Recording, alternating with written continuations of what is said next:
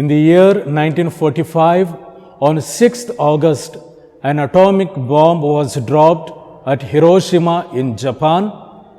There was a home nearly 8 blocks away, around 1 kilometer from where the bomb went off. This home had a church attached to it. The church was completely destroyed, but the home survived. And so did all the German Jesuit missionaries to the Japanese people. Not only did all the missionaries survive with relatively minor injuries, but also they lived well past that awful day with no radiation sickness, no loss of hearing, or any other visible long-term defects. Naturally, all the 8 German missionaries were interviewed numerous times by the scientists and also by the healthcare experts about their remarkable experience. And they all said, "We believe that we survived because we were living the message of Fatima. We lived and prayed the rosary every day in that home." Yes, my dear friends, rosary is a powerful prayer, powerful protection against the evils of this world. If we use it with great faith and confidence, we will be amazed, we will be surprised at the result it produces in our life. When our Blessed Mother appeared to the 3 shepherd children at Fatima on 13th July 1917, she said to them, "Continue to pray the rosary in order to obtain peace for the world and an end of war." She requested us to recite the rosary in order to overcome the evils of this world. In the first book of Samuel, chapter 17, we read how David conquered Goliath with a slingshot. If we want to overcome the evils of this world, we need to recite the rosary. It is so simple and it is so rich in meaning and depth.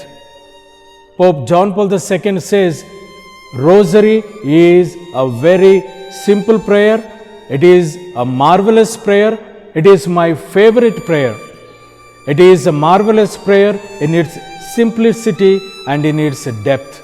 Even though we know the power of the Holy Rosary, we give silly excuses when it comes to its recitation. In this video, I would like to reflect on 3 common excuses that we give for not reciting the Holy Rosary. The first excuse, the common excuse that we give, that we have no time to recite the Holy Rosary. Few days back, someone sent me a WhatsApp message which said, "We have big houses, but we have small families. We have more degrees, but less common sense. We have advanced in medicine, but have poor health. We have reached the moon, but our neighbors are unknown to us. We have high income, but less peace of mind." The message goes on, and at the end it says, "We have costly watches, but have no time." Yes, my dear friends, we have no time to recite the Holy Rosary.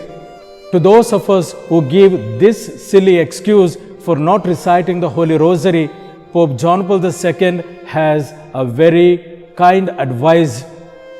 He says, "Do not be ashamed to recite the Holy Rosary alone.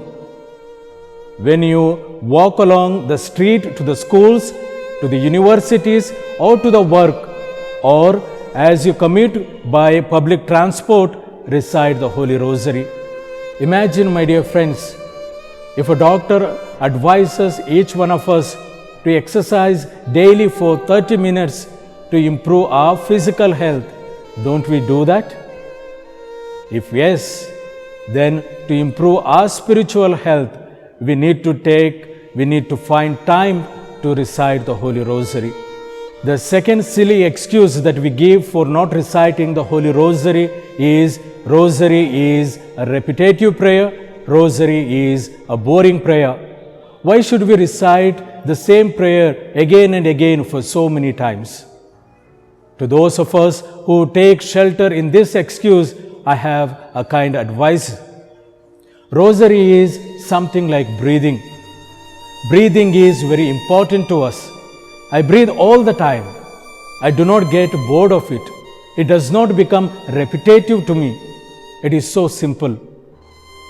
G.K. Chesterton says, repetition is the characteristic of the vitality of the children.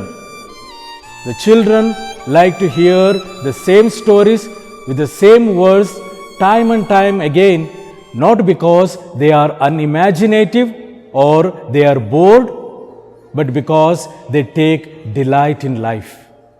Yes, my dear friends, if we take delight in the recitation of the Rosary, it does not become a repetitive or a boring prayer. The third excuse that we give for not reciting the Holy Rosary is Rosary is not a gospel prayer. There is nothing mentioned per se in the Bible.